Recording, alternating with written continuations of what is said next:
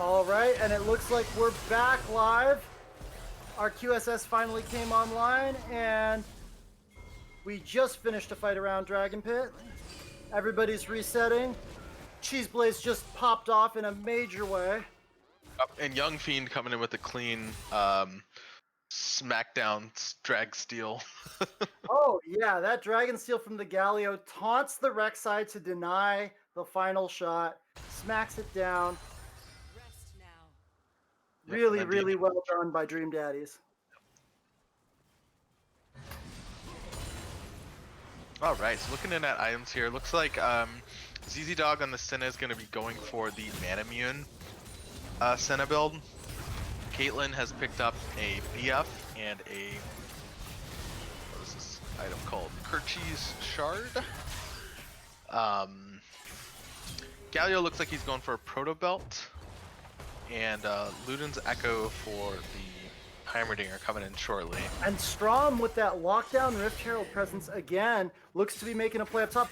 And Malphite smacks down Cheese Blaze despite all the lead that he's built up. Strom actually comes through and counters the gank. Talon bursts the Heimerdinger before anything can happen. And the... Oh, Stro versus Strom. Man, these two are just going head to head, non-stop. Stro gets the better of Strom this time around, because the Talon manages to burst the Heimerdinger out just a second before the Vi can get there. Yeah. Flash forward from the Galio into the taunt might spell the end for Soraka. Soraka ult comes out. Ulti comes out from the Senna, and Galio falls to the Caitlyn. TP behind. Malphite's there. ZZ Dog runs forward, knows that he's dead.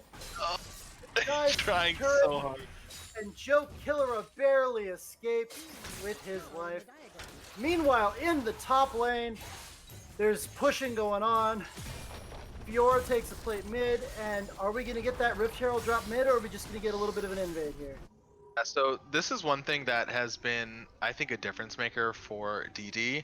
Now, Strom has been on the ball picking up these Rift Herald plays, like picking up the Rift Herald completely uncontested. I think all three of the Rift Heralds have been picked up uncontested by Strom, but they have a hard time finding a good place to use the Herald. Now, I think right there probably would have been a good spot to use it. So I think mid turret probably drops there. I think it would have been the best. I think the best call there would have been for Strom to walk up and join him, and they take that mid turret. It gives them first turret. It would have given them 4 or 5 plates. I think the invade was a little bit greedy, and Stro goes in, manages to catch Strom out, but is going to fall to Cheese Blaze for his... Oh, maybe not. The Fiora speed is unmatchable, but the Soraka comes through, and Stro manages to escape with his life after a bit of a greedy overstep by Strom. Now Cheese Blaze is caught by Illuminati trying to rotate back up. Eats the Malphite ult. The Galio ult's going to come in, but not soon enough. Now it's going to be another one falling. Young Fiend goes down, and Team Billy cleans up a couple of greedy missteps by the Dream Daddies. Yeah, just uncoordinated plays by Dream Daddies here. Any one of these plays, if the team is, coordinating them, I think are good plays, but making these individual calls and almost taking like a solo queue mentality in some of these plays is clearly backfiring for them. I think they just need to get together, figure out what they want to do, especially since they've got the Herald in pocket right now. Try to find a place to drop that. I think mid lane is your best bet, especially with Malphite having his ult down, but looks like they're calling for the switch between Heimer and Fiora at this point. I would really hope that they drop this Rift Herald top now, because this is going to be the opportunity. Can't get to that Vital, manages to get the Vital, but he's going to get bursted out. Oh, the parry comes through, the ult from Vi, and they manage to pick up the shutdown onto the Talon. Cheese Blaze is still going. Up the Herald. Strom's still holding on to the Herald.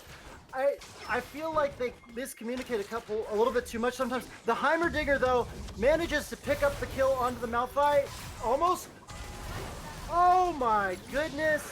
the healing and the flash and the minion block, and Malphite barely escapes. The Illuminati has some inside sources somewhere, manages to hack the minion wave, protect himself, and get away. Again, we're talking about this Rift Herald usage, and it's just, oh, ZZ Dog falls to Stro in the jungle now.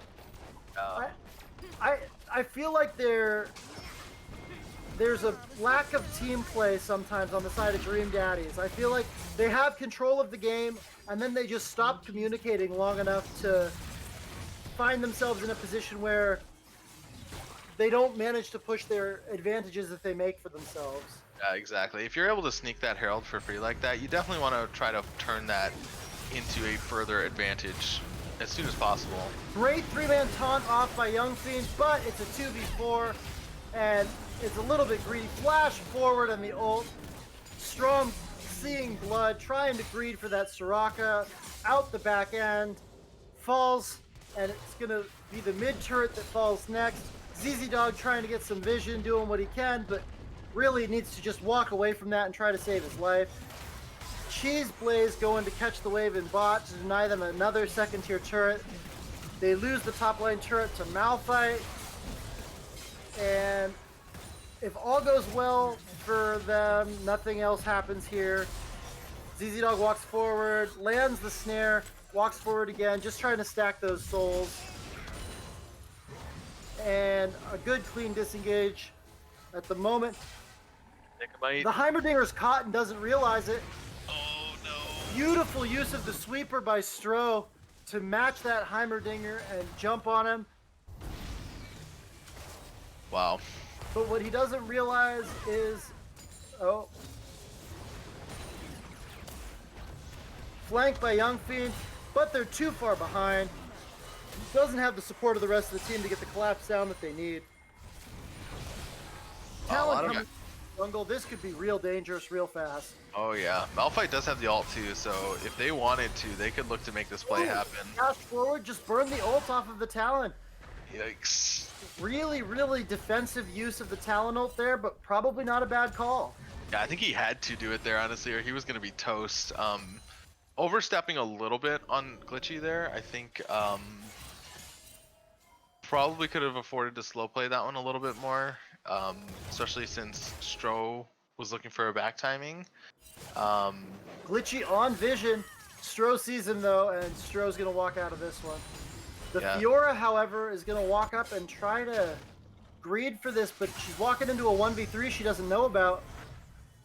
Yeah, all the while, I am Stro on the top side, also getting the Herald right now, so they do the blue buff dance on the bot side, distracting DD long enough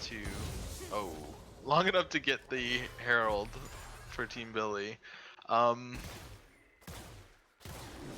Cheese Blaze takes the blue buff. I don't know if that was intentional because they were both autoing it.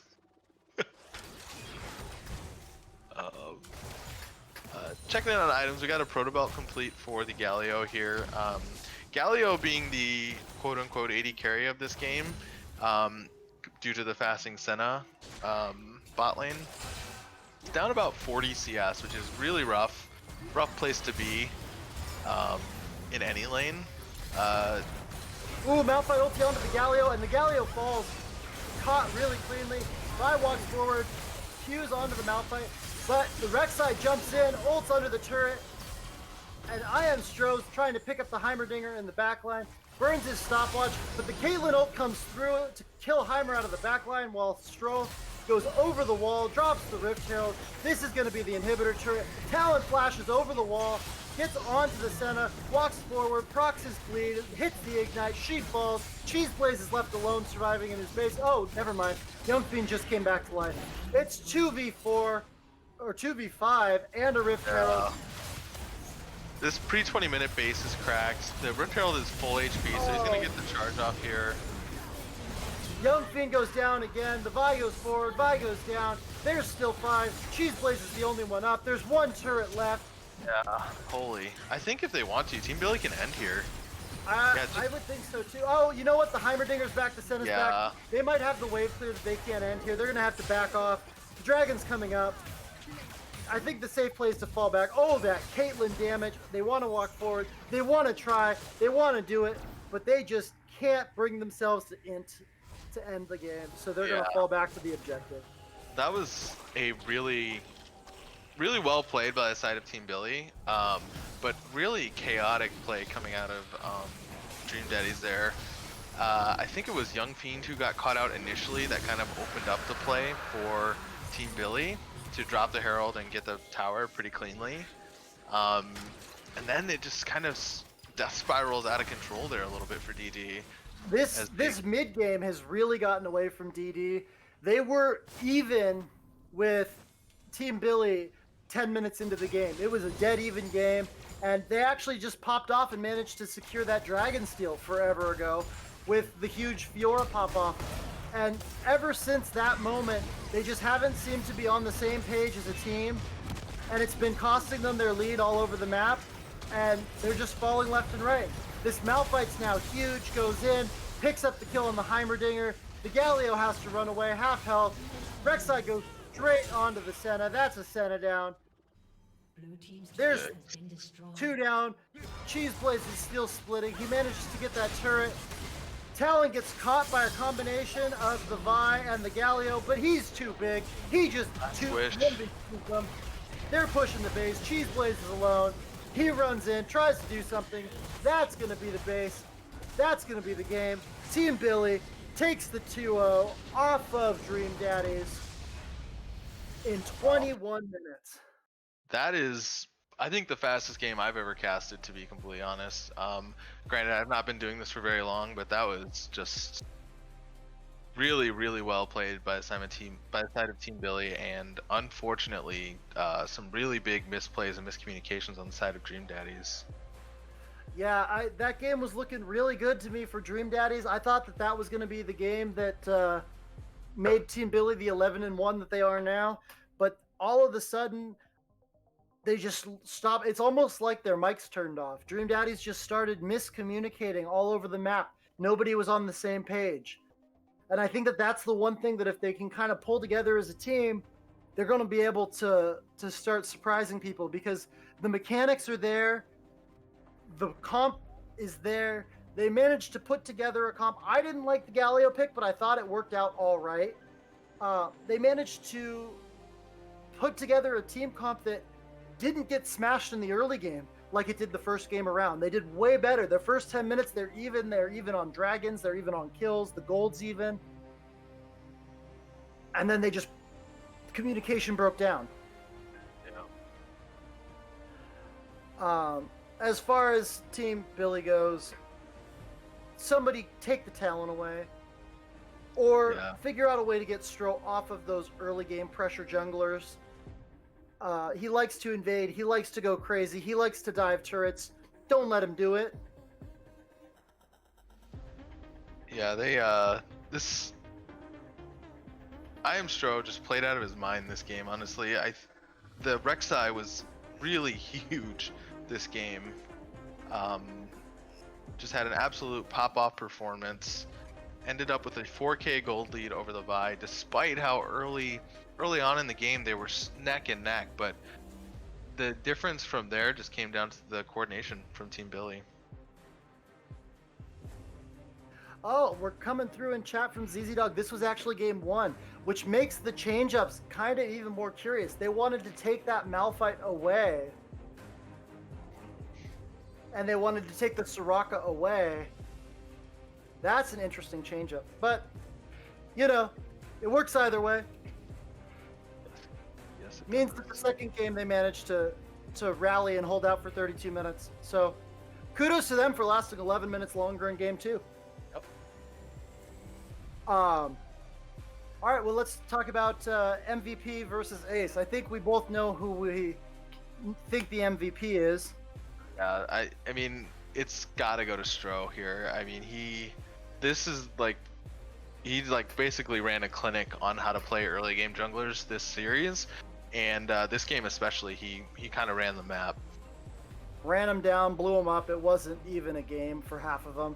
He inted early in the mid lane, but after that, he was in both jungles.